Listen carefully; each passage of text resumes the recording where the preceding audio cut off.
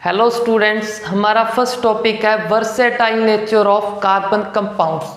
तो इस टॉपिक के लिए सबसे पहले लर्न करेंगे हम वर्सेटाइल नेचर का मीनिंग।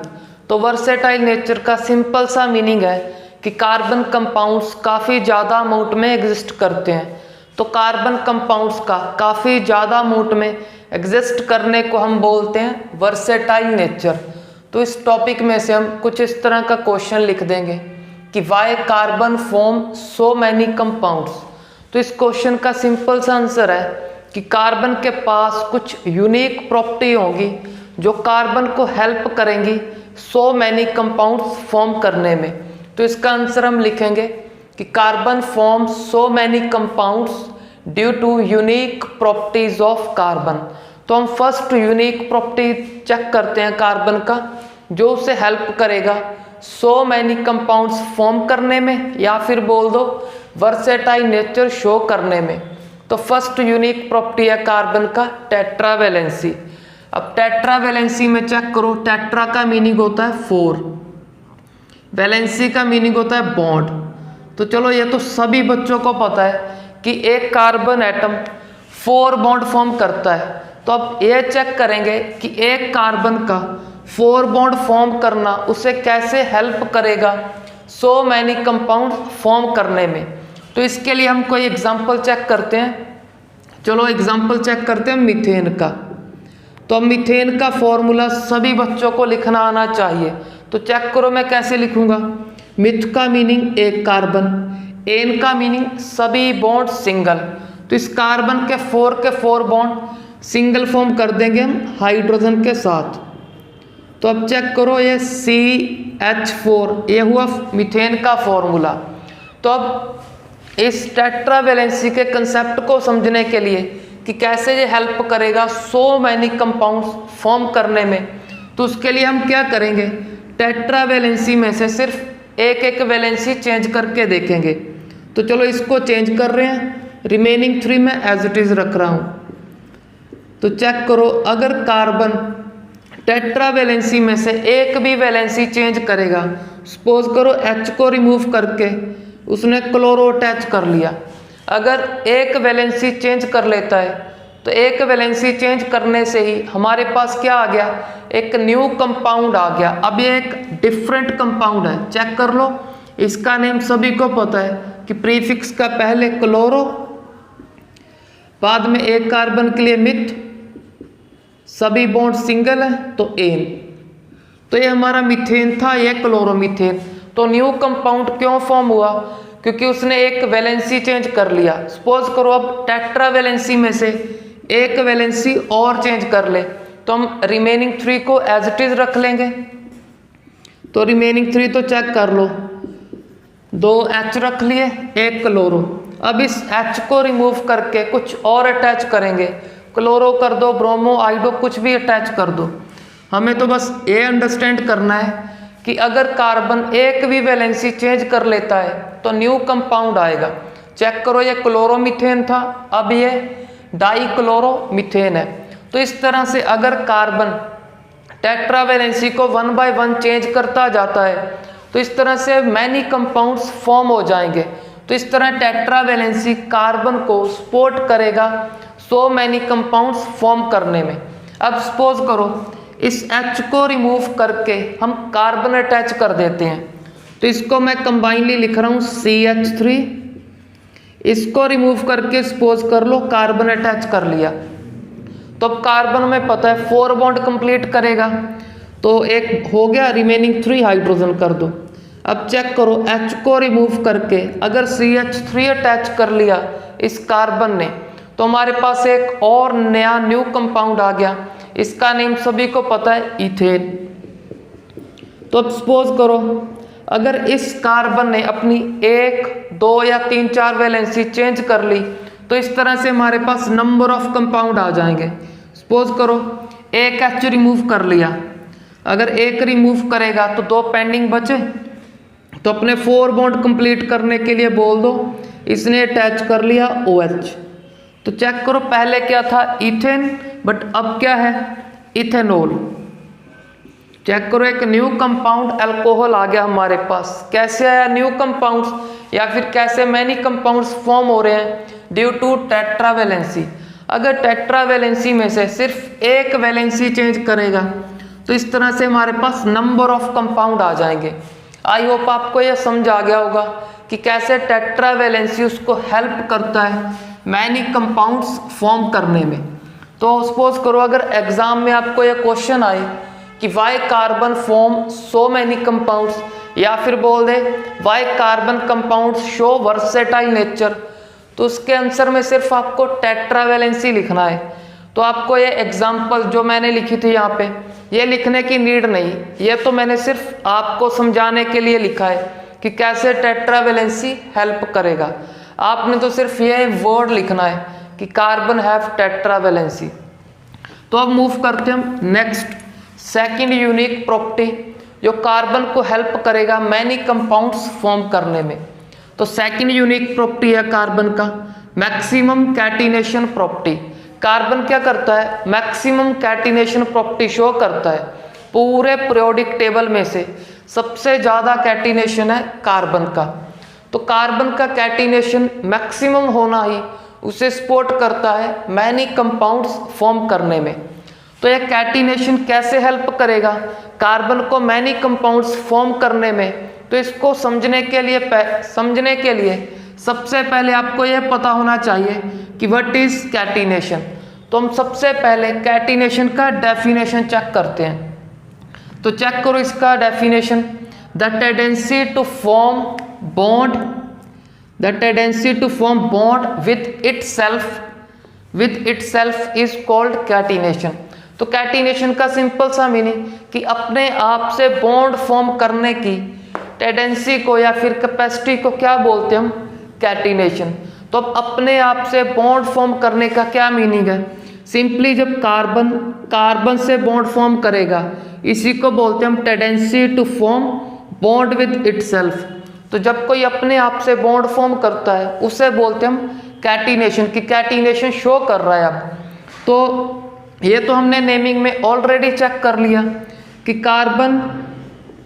कार्बन से बॉन्ड फॉर्म कर करके लॉन्ग चेन या फिर साइक्लिक रिंग फॉर्म करता है, इस तरह की साइक्लोहेक्सेन या फिर साइक्लोहेप्टेन, इस तरह की लॉन्ग चेन या फिर लॉन्ग रिंग फॉर्म करता है। क्यों? क्योंकि उसके पास कैटिनेशन है। कैटिनेशन का मीनिंग क्या है, tendency to form bond with itself, कि अपने आप से बॉन्ड फॉर्म करने की कार्बन के पास टेंडेंसी है। तो ये लर्न कर लो, कार्बन का पूरे पीरियोडिक टेबल में मैक्सिमम है।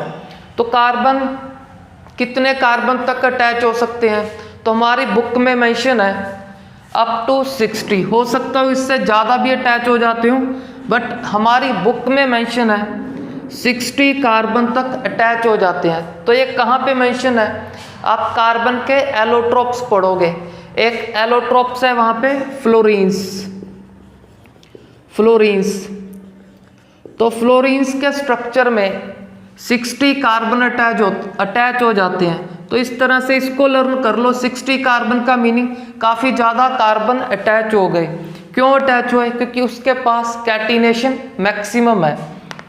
तो अब हम ये लर्न करेंगे कि कार्बन का कैटिनेशन मैक्सिमम क्यों है। तो इसके लिए एक फैक्टर लर्न कर लो कि catenation directly proportional to bond strength. Bond strength का मीनिंग, जो आप कार्बन के बीच में बॉन्ड देख रहे हो, इसकी स्ट्रेंथ की बात हो रही है।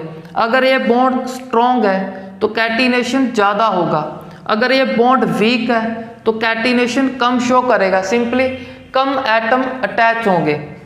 तो अब अगर आपको एग्जाम में ये क्वेश्चन आए कि why carbon show maximum catenation property, तो इसके आंसर में लिख दोगे आप बिकॉज कार्बन, इस तरह से लिख दोगे, because carbon bond strength is maximum, bond strength is maximum. अगर बॉन्ड स्ट्रेंथ मैक्सिमम है तभी तो कार्बन का कैटिनेशन मैक्सिमम है। तो ये हो गया हमारा सिंपल सा आंसर कि why carbon show maximum catenation property, because carbon bond की स्ट्रेंथ सबसे ज़्यादा होगी, अगर ज़्यादा होगी तभी तो कार्बन ज़्यादा से ज़्यादा कैटिनेशन शो करता है। तो अब कुछ एग्जाम्पल और लर्न करते हैं हम कुछ एक दो एलिमेंट और हैं जो कुछ ना कुछ कैटिनेशन शो करते हैं, बट कार्बन के जितना नहीं शो करते, बट कुछ अमाउंट में करते हैं। For example sulphur. तो सल्फर क्या करता है, 8 सल्फर अटैच हो जाते हैं उसमें। तो कार्बन का क्या था, हमारी बुक में मेंशन है 60 कार्बन तक। तो कार्बन का तो कैटिनेशन बहुत ज़्यादा है, बट सल्फर का थोड़ा कम है। अगर सपोज करो आपको एग्जाम में इस तरह क्वेश्चन आया, name the 2 element which show catenation, तो फर्स्टली तो लिख दोगे कार्बन शो करता है, नेक्स्ट नेम लिख लोगे सल्फर का। अगर इस तरह क्वेश्चन आया कि सल्फर की कैटिनेशन कम क्यों है इस कार्बन से, तो वहाँ पे रीज़न यही लिखोगे, क्योंकि इसको लर्न कर लो कि कैटिनेशन डिपेंड करेगा बॉन्ड की स्ट्रेंथ, कि अगर बॉन्ड स्ट्रॉन्ग है, अगर स्ट्रॉन्ग है तो इस तरह से फॉर्म होता जाएगा। अगर बॉन्ड वीक हुआ, अगर वीक हुआ जब लॉन्ग चेन या फिर लॉन्ग रिंग फॉर्म होने लगेगा, वीक होने के कारण ब्रेक हो जाएगा। अगर ब्रेक हो गया तो कैटिनेशन कम हो गया। अब क्यों कम हुआ चेक कर लो, बॉन्ड की स्ट्रेंथ के कारण। अगर बॉन्ड स्ट्रेंथ कम है तो ब्रेक होगा, अगर ब्रेक हो गया तो कैटिनेशन कम। बट इसका तो हमें क्लियरली पता है, बुक मेंशन करती है कि लॉन्ग चेन फॉर्म करता है या फिर साइक्लिक रिंग में ज़्यादा से ज़्यादा कार्बन होते हैं। तो उसका सिंपली आंसर क्या लिखोगे कि कार्बन कार्बन बॉन्ड स्ट्रॉन्ग होगा, सिंपली उसकी स्ट्रेंथ मोर होगी, तभी तो कार्बन इस तरह से लॉन्ग चेन भी फॉर्म करता है और साइक्लिक रिंग भी फॉर्म करता है। तो चलो अब इसका आंसर क्या है कि सल्फर की कैटिनेशन कार्बन से कम क्यों है, तो वहाँ पे लिख दोगे because sulphur sulphur bond strength is less than carbon carbon single bond. अगर इसकी स्ट्रेंथ लेस है तभी तो sulphur show less catenation property than carbon. Simply इतना सा आंसर लिख दोगे इसका। तो एक एलिमेंट और है जो क्या करेगा, सल्फर से भी कम कैटिनेशन शो करेगा। चाहे कम कर रहा है तो कुछ ना कुछ तो कैटिनेशन शो कर रहा है, तो हम उसका भी एग्जाम्पल लर्न करते हैं। तो उसका एग्जाम्पल है फॉस्फोरस। तो अब फॉस्फोरस को चेक करते हैं कितना कैटिनेशन शो करता है। तो फॉस्फोरस शो करता है P4 तक, 4 ही फॉस्फोरस अटैच होते हैं बाय यूजिंग कैटिनेशन। तो फॉस्फोरस का कैटिनेशन और कम क्यों है, सपोज करो सल्फर से कंपेयर करके क्वेश्चन आया तो इसका आंसर में क्या लिखोगे, यही फैक्टर कि phosphorus bond strength is less than sulphur sulphur bond strength, therefore phosphorus show less catenation property than sulphur, या फिर लिख दोगे कार्बन। तो सिंपली इन क्वेश्चन के आंसर दे दिया हमने आपको। अब क्या करेंगे, हम थोड़ा सा इनका स्ट्रक्चर लर्न करेंगे, इस एसेट का और P4 का, कि किस तरह का स्ट्रक्चर है। तो एसेट का तो चलो सिंपल है, इसके लिए क्या करना है आपको, W लिखना आना चाहिए।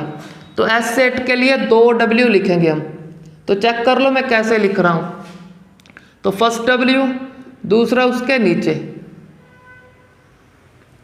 तो चेक करो इस तरह जब 2 W लिखोगे तो हमारा एसेट फॉर्म हो गया।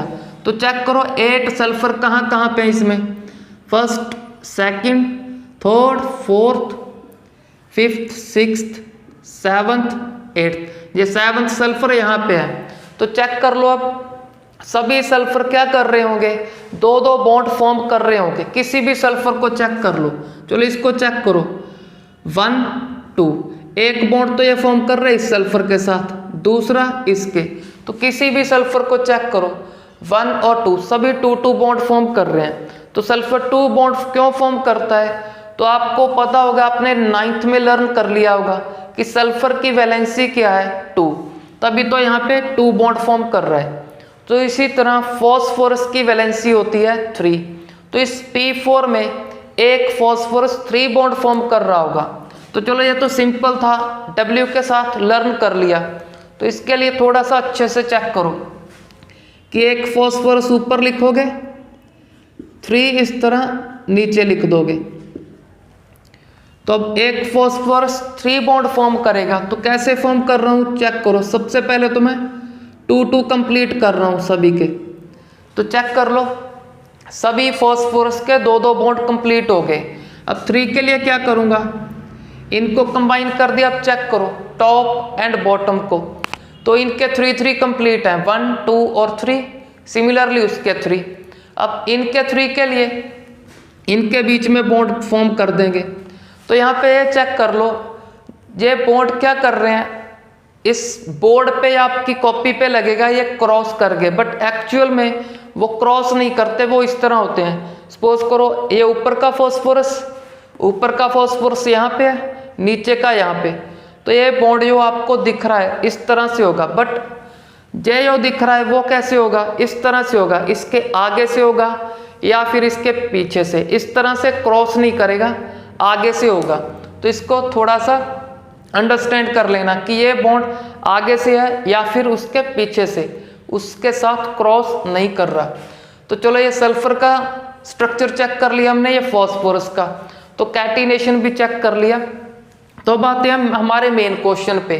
हमारा मेन क्वेश्चन क्या था कि ये कैटिनेशन, कार्बन का कैटिनेशन उससे कैसे हेल्प करेगा मैनी कंपाउंड्स फॉर्म करने में, तो उसका आंसर चेक करते हैं।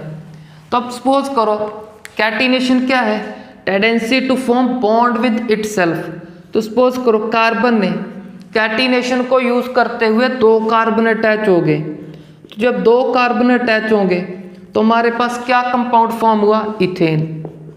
तो सपोज करो अगर कैटिनेशन को यूज करते हुए 3 कार्बन अटैच हो गए, तो इस कैटिनेशन प्रॉपर्टी ने क्या किया, एक न्यू कंपाउंड फॉर्म कर दिया। तो इस तरह से जब कैटिनेशन कार्बन को हेल्प करता रहेगा कि नंबर ऑफ कार्बन अटैच करने में, तो इस तरह से न्यू कंपाउंड आता जाएगा। अगर इस तरह न्यू कंपाउंड आता जाएगा हमारे पास, तो हमारे पास मैनी कंपाउंड्स कार्बन के फॉर्म हो जाएंगे। तो इस तरह कैटिनेशन हेल्प कर देगा कार्बन को मैनी कंपाउंड्स फॉर्म करने में। तो अब मूव करते हैं हम लास्ट प्रॉपर्टीज ऑफ कार्बन, जो कार्बन को हेल्प करेगा मैनी कंपाउंड्स फॉर्म करने में या फिर बोल दो वर्सेटाइल नेचर शो करने में। तो लास्ट प्रॉपर्टी क्या है, कार्बन फॉर्म मल्टीपल बॉन्ड्स। तो मल्टीपल का मीनिंग सभी को पता है कि कार्बन कार्बन डबल बॉन्ड या फिर कार्बन कार्बन ट्रिपल बॉन्ड को क्या बोलते हैं हम, मल्टीपल बॉन्ड। तो कार्बन के पास ये यूनिक प्रॉपर्टी है कि कार्बन जब मल्टीपल बॉन्ड फॉर्म करेगा तो वो भी हेल्प करेगा डिफरेंट कंपाउंड उसको फॉर्म करने में। सपोज करो अगर 2 कार्बन डबल बॉन्ड फॉर्म कर रहे हैं तो इस कंपाउंड का नेम है ईथीन। अगर कार्बन ने सपोज कर लो 3 बॉन्ड फॉर्म कर लिए, तो ये हमारे पास फॉर्म हो जाएगा तो ये हमारे पास फॉर्म हो जाएगा 2 कार्बन से ट्रिपल के लिए आइन, इथाइन। तो ये इथाइन, ये इथीन। अब ये डिफरेंट कंपाउंड है, तो डिफरेंट क्यों है, कार्बन की इस यूनिक प्रॉपर्टी के कारण, क्योंकि यहाँ पे डबल था तो कंपाउंड का नेम इथीन, बट यहाँ पे कार्बन ने ट्रिपल कर लिया तो एक नया कंपाउंड, डिफरेंट कंपाउंड आ गया, इथाइन। अब सपोज करो इस प्रॉपर्टी को भी यूज कर रहा है और कैटिनेशन को भी यूज कर रहा है कार्बन। तो अगर कैटिनेशन भी साथ साथ में यूज कर लिया, अब एक और नया कंपाउंड आ जाएगा हमारे पास, प्रोपाइन। तो चेक कर लो इन 3 प्रॉपर्टीज के कारण कार्बन बहुत सारे कंपाउंड्स फॉर्म करता है। तो हमारा यहाँ पे टॉपिक हुआ कंप्लीट। अब मूव करते हैं हम नेक्स्ट टॉपिक पे। हमारा नेक्स्ट टॉपिक है हाइड्रोकार्बन। अब हाइड्रो का मीनिंग हाइड्रोजन, कार्बन कंप्लीट ही लिख दिया इसमें। तो हाइड्रोकार्बन का सिंपल सा डेफिनेशन है, the compounds of hydrogen and carbon is called hydrocarbons. तो hydrocarbons are of 3 types. First is saturated hydrocarbon, next is unsaturated hydrocarbon and third one is aromatic hydrocarbon.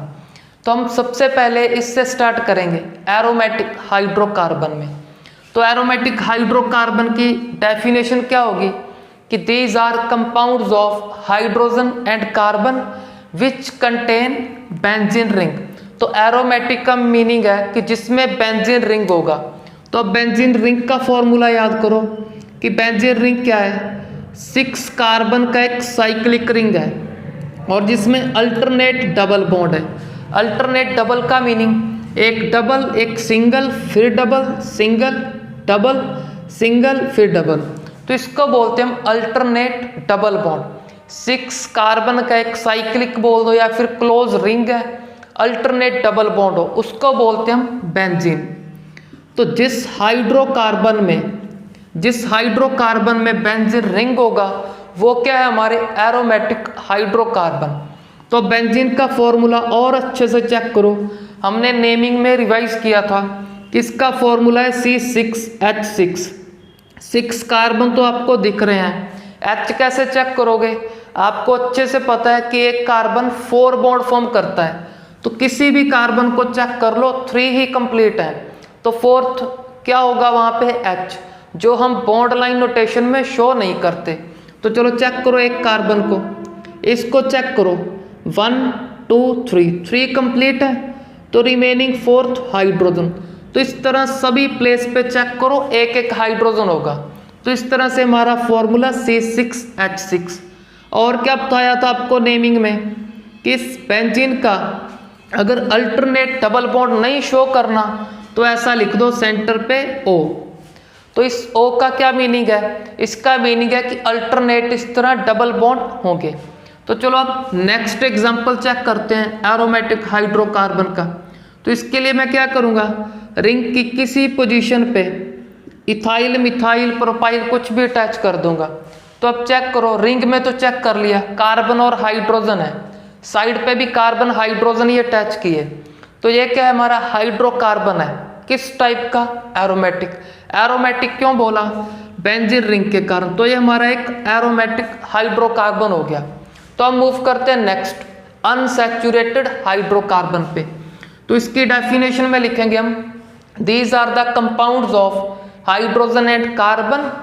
तो next इनसे अलग property क्या होगी या फिर इससे अलग, तो वो लिख रहे हैं these are the compounds of hydrogen and carbon which contain at least one multiple bond.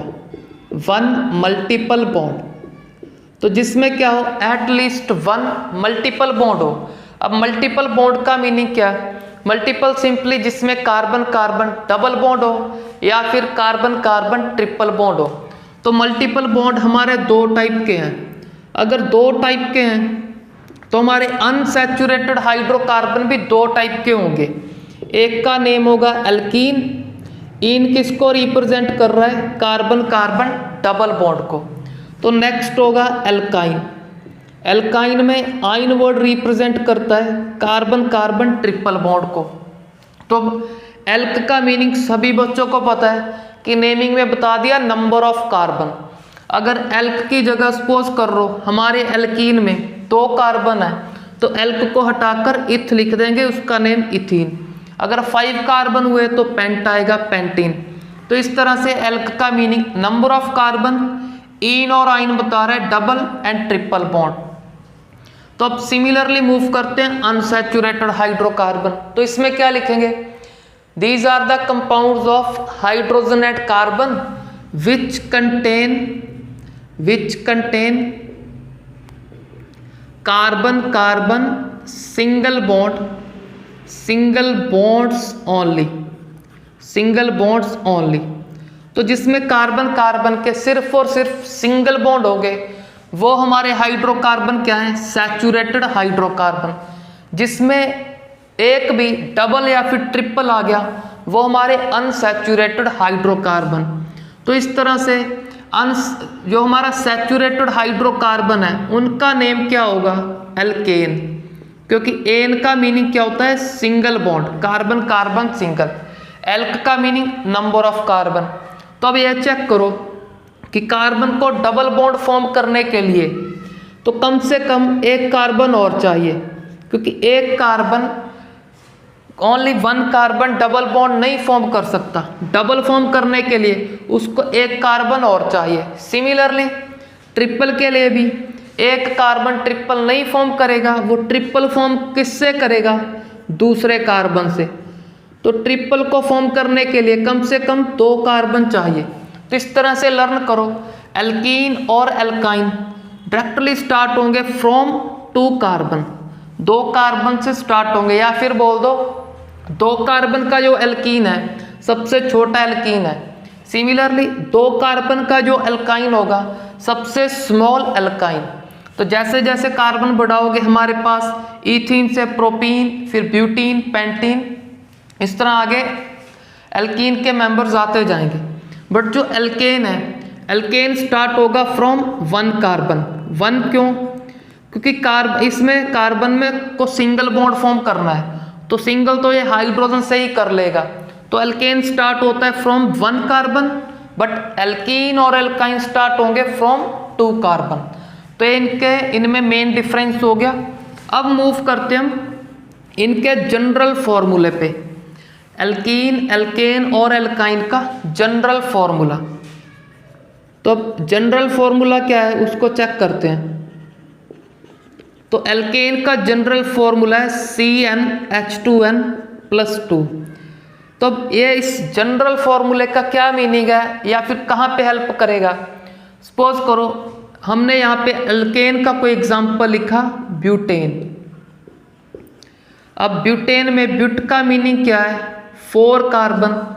तो अब चेक कर लो इस जनरल फॉर्मूले में कार्बन का वैल्यू पुट कर दो, N की जगह कार्बन की वैल्यू, तो ब्यूट का मीनिंग होता है 4। तो ये जनरल फॉर्मूला क्या करेगा? आपको डायरेक्टली बता देगा इस ब्यूटेन में कितने हाइड्रोजन होंगे, बस इसको अप्लाई करना सीख लो। तो यहाँ पे N है, N की वैल्यू 4 पुट कर दो, क्योंकि N क्या है? Number of carbon. तो जब यहाँ पे 4 पुट करेंगे, 4 को 2 से मल्टीप्लाई किया 8, 8 + 2 10। तो ये जनरल फॉर्मूला बता रहा है कि आपके ब्यूटेन में 10 हाइड्रोजन होंगे। तो चलो अब चेक कर लेते हैं क्या ये फॉर्मूला हमको करेक्ट कैलकुलेशन बता रहा है। तो उसके लिए हमको ब्यूटेन फॉर्म करना आता है कि ब्यूट का मीनिंग 4 कार्बन, एन का मीनिंग सभी बॉन्ड सिंगल। अगर सिंगल है तो हाइड्रोजन हमें कंप्लीट करने आते हैं कि एक कार्बन टोटल 4 करेगा, तो जितने बॉन्ड कम है उतने हाइड्रोजन अटैच कर देंगे। तो अब कैलकुलेट कर लो, 3 + 3 6, तो सेंटर पे रहे 2 + 2 4, तो 6 + 4 हो गए 10। तो ये जनरल फॉर्मूला में करेक्ट कैलकुलेशन बता रहा है हाइड्रोजन का।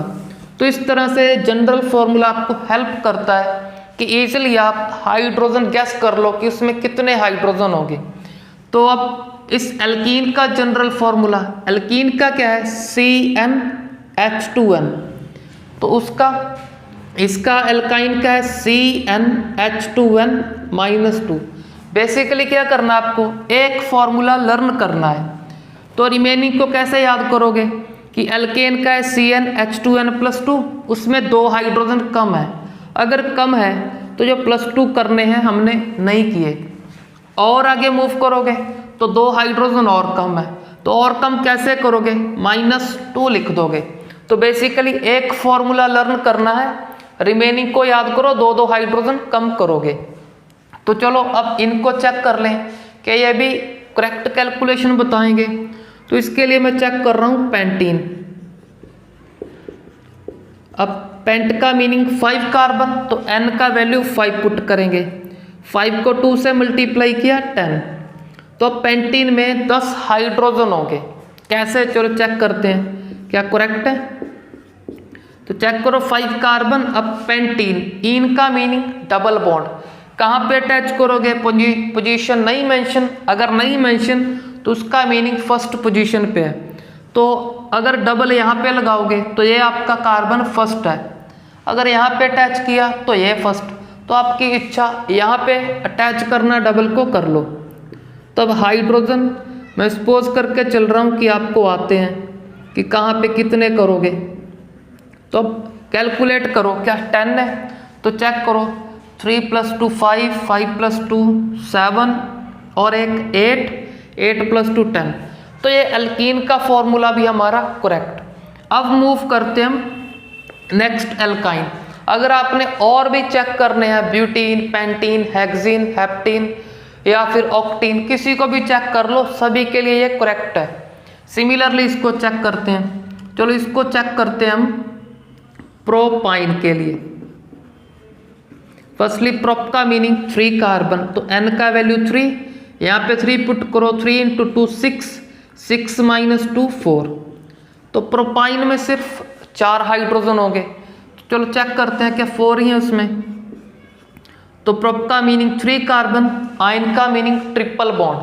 अब ट्रिपल किस पोजीशन पे, पोजीशन मेंशन नहीं तो फर्स्ट पे, तो यहाँ पे लगाओगे वही फर्स्ट होगी, तो ये हमारी फर्स्ट है। अब H कंप्लीट करो, 3, इसके 4 बॉन्ड कंप्लीट हैं, 3 उस साइड, 1 इस साइड, तो कोई H नहीं। इसके 3 कंप्लीट तो ओनली 1 H, तो चेक कर लो 3 + 1 टोटल 4, वही हमें जनरल फॉर्मूले ने कैलकुलेट करके दिए। तो चलो ये जनरल फॉर्मूले हमारे करेक्ट, इनको लर्न कर लो, एग्जाम में आपसे पूछ सकते हैं। या फिर इस जनरल फॉर्मूले से क्वेश्चन कैसे आएगा, इस तरह से आ सकता है कि चेक करो C2H6, इसको बताओ ये क्या है, कि ये एल्केन है या फिर एल्कीन है या फिर एल्काइन।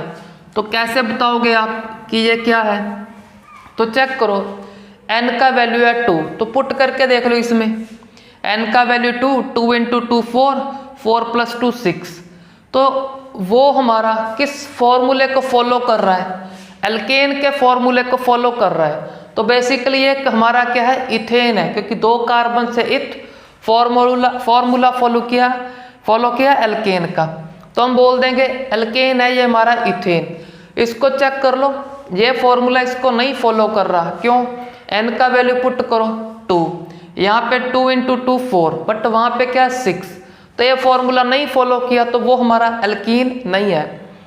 सिमिलरली इसको चेक करो, 2 पुट करो, फिर 2 को 2 से मल्टीप्लाई 4, 4 माइनस 2 2 रहेगा, बट वहाँ पे 6 है, तो इसने फॉलो किया इस फॉर्मूले को, तो वो आपका एल्केन है। सिमिलरली इसको चेक करो, तो n का वैल्यू 4, 4 को 2 से मल्टीप्लाई करोगे 8 + 2 10, बट वहाँ पे 10 हाइड्रोजन नहीं, तो वो आपका एल्केन नहीं है। इसको चेक करो, n का वैल्यू 4, 4 इंटू 2 8, वहाँ पे 8 हाइड्रोजन ही है, तो ये आपका एल्कीन है। कौन सा एल्कीन, नेम क्या होगा, 4 कार्बन के लिए ब्यूट, इसको फॉलो किया तो लास्ट में लगा देंगे इन, तो ये हमारा ब्यूटीन का फॉर्मूला है। तो इस तरह से चलो इसको चेक करो, किसका फॉर्मूला है, तो चलो इसको चेक करके देखते हैं। तो n की वैल्यू 5, 5 इंटू 2 10, 10 माइनस 2 जब करोगे 8 आएगा, तो इसने फॉलो कर लिया इस जनरल फॉर्मूले को, तो यह हमारा एल्काइन है। नेम क्या होगा, 5 कार्बन के लिए पेंट, ट्रिपल के लिए आइन, क्योंकि इसी का फॉर्मूला फॉलो किया तो आइन लिख देंगे, तो ये पेंटाइन का है।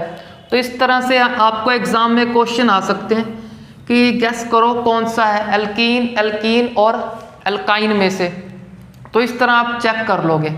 तो इन 2 फॉर्मूले के लिए स्पेशली और लर्न करो कि ये फॉर्मूले सिर्फ तभी एप्लीकेबल है जब आपके एल्कीन में सिर्फ एक डबल बॉन्ड है या फिर आपके एल्काइन में सिर्फ एक ट्रिपल बॉन्ड। अगर एक से ज़्यादा डबल या फिर एक से ज़्यादा ट्रिपल आ गए तब ये फॉर्मूले एप्लीकेबल नहीं है। तो लिख देते हैं दीज आर नॉट एप्लीकेबल, या फिर लिख देते हैं these are applicable only when hydrocarbon contain only one multiple bond।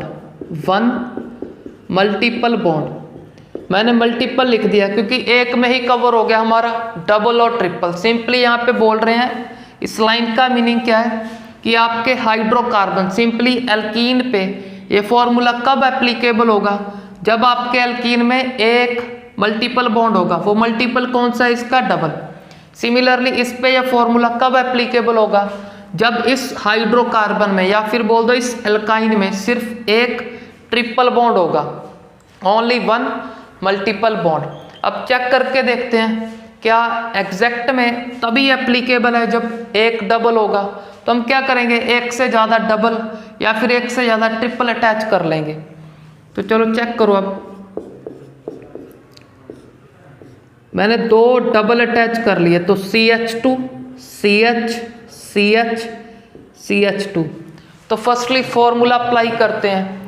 तो कार्बन का वैल्यू 1 2 3 एंड 4, तो कार्बन का वैल्यू 4, यहाँ पे 4 पुट करो, 4 × 2 8। तो फॉर्मूला तो बता रहा है 8 हाइड्रोजन हो गए, बट इसमें चेक करो 2 3 4 5 6, तो 6 है। अब क्यों नहीं एप्लीकेबल हुआ, आपको बता दिया कि तभी एप्लीकेबल जब एक डबल या एक ट्रिपल होगा। सिमिलरली इसका भी आप चेक कर लो, इसका भी एप्लीकेबल नहीं होगा जब एक से ज़्यादा ट्रिपल आएंगे। तो अब मूव करते हैं हम लास्ट कंसेप्ट पे। तो वो लास्ट कंसेप्ट क्या है हमारा, alkanes are also known as paraffins. तो एल्केन को पैराफिन्स भी बोलते हैं। अब क्यों, तो इसके लिए इसका मीनिंग चेक करो। तो पैरा जो वर्ड है, पैरा वर्ड ड्राइव किया गया है पैरम वर्ड से, पैरम वर्ड से। अब पैरम का मीनिंग क्या होता है, लिटल। तो हम डायरेक्टली इसका मीनिंग लिख देते हैं लिटल। अब एफिन्स का मीनिंग होता है रिएक्टिविटी, रिएक्टिविटी बोल दो या फिर एफिनिटी बोल दो। तो चलो मैंने रिएक्टिविटी बोल दिया कि कंसेप्ट अच्छे से समझा जाए। तो अब पैराफिन्स का मीनिंग क्या होगा, लिटल रिएक्टिविटी। तो जो हमारे एल्केन है इनकी केमिकल रिएक्टिविटी कम है कि ईजिली जो रिएक्शन केमिकल रिएक्शन नहीं करते। तो ईजिली केमिकल रिएक्शन नहीं करते तो बोल देंगे लिटल रिएक्टिविटी है। तो लिटल रिएक्टिविटी के कारण ही से इन्हें पैराफिन्स बोलते हैं। तो इसका कंप्लीट आंसर नोट कर लो अपनी बुक में या फिर नोटबुक में कि alkanes are known as paraffins because they have very little reactivity, या फिर बोल दो वेरी लेस केमिकल रिएक्टिव। तो अब इसी तरह का कुछ एक वर्ड इसके लिए एल्कीन के लिए, तो इसको तो कर लोगे आप नोट कि रिएक्टिविटी कम है, इजीली रिएक्ट नहीं करते। तो एल्कीन को बोलते हैं हम ओलफिन्स, ओलफिन्स। तो इसके लिए फर्स्टली तो ये लर्न कर लो। अगर आपको एग्जाम में ये MCQ आ गया कि ओलफिन्स आर नोन एज, नीचे 3 ऑप्शन होगी, alkene alkene alkane alkene alkyne और बेंजीन या फिर एरोमेटिक हाइड्रोकार्बन। तो फर्स्टली तो ये याद करो ओलफिन्स किससे बोलते हैं, एल्कीन को बोलते हैं, और पैराफिन्स किसे बोलते हैं, एल्केन को।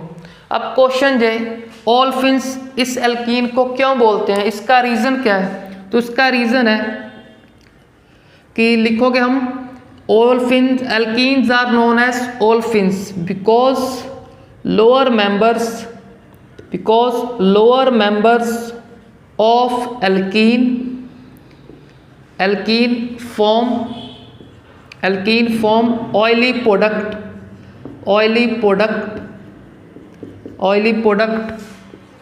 on reaction with chlorine.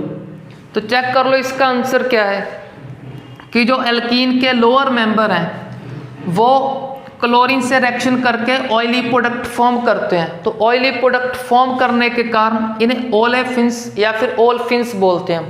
तो अब चलो ये भी चेक कर लो लोअर मेंबर का मीनिंग क्या है। लोअर मेंबर सिंपली वो एल्कीन जिनमें कार्बन कम हो गए, फॉर एग्जाम्पल 2 कार्बन का एल्कीन, 3 कार्बन, 4 कार्बन या फिर 5 कार्बन, सिंपली जिनमें कार्बन कम उनको लोअर मेंबर बोल देते हैं, और जिनमें कार्बन ज़्यादा हो, 10 हो, 12 हो, 9 हो या फिर 15 16 हो, वो क्या होंगे, हायर मेंबर। सिंपली जिसमें कार्बन ज़्यादा हायर मेंबर, जिसमें कम वो लोअर मेंबर। तो इसके जो लोअर मेंबर है क्लोरीन से रिएक्शन करके ऑयली प्रोडक्ट फॉर्म करेंगे, तो इसी कारण से इन्हें बोलते हैं हम ओलफिन्स। तो हमारा यहाँ पे हाइड्रोकार्बन का कंसेप्ट हुआ कंप्लीट। इसका अच्छे से प्रैक्टिस करो। Thanks for watching the video.